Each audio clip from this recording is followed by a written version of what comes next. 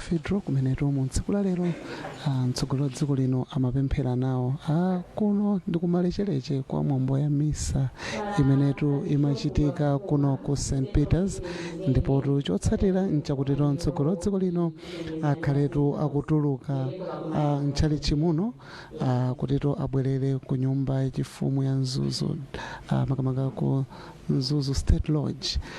Pamene tikuyankhula pano ndikuti zonse zatha, ndipo chotsatira ndikuti nyimbo yotulukira.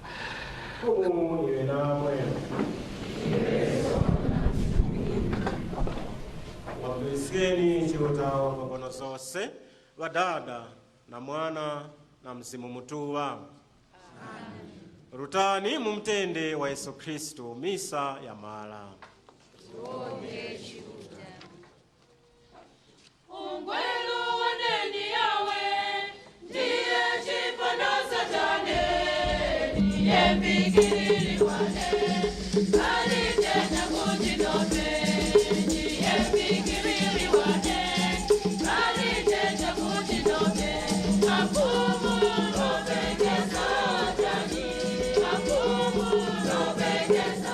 Iyayi pamenepo sotu ndi pamapeto pa mwambo wa misa umenetu umachitika pa konkuno ku St Peters Cathedral mu mzinda wa Mzuzu. Ndithu pamenetu chinamukomera mtsogolo wa dziko lino kutito apemphere nawo makamaka mu misa imeneyi ya 10 koloko imenetu imachitika la mulungu lililonse kuno ku St Peters Cathedral.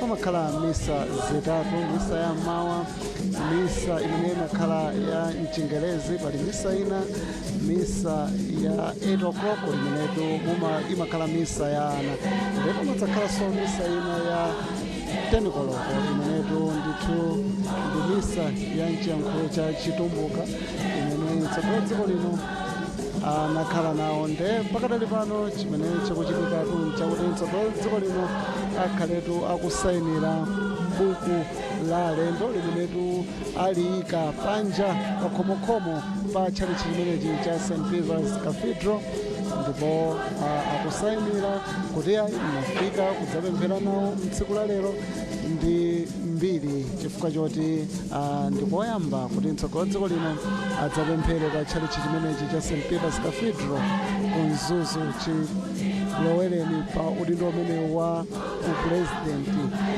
Ndeyapa akusayinira ndithu buku limeneli la alendo kompanoto pa St Peters Cathedral.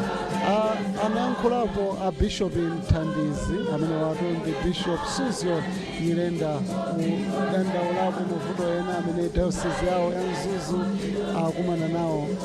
Amanena mavuto a mayendedwe makamaka madera akumidzi kuti misewu ina sili bwino, komanso anathokoza boma pa misewu yosiyanasiyana imene ikumangidwa maka mchigawo chakumpoto.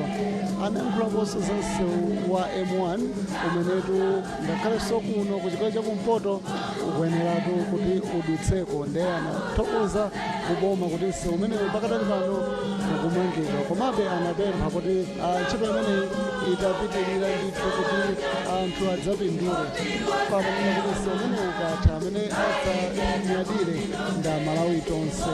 Pakatali pano kupatsana chanza a Bishop Mthandizi ndi mtsogolo wa dziko lino kutsazikana pamene paja pamenenso pali Father Andrew Chunda amenetu ndi bambofumu pa St Peters Cathedral.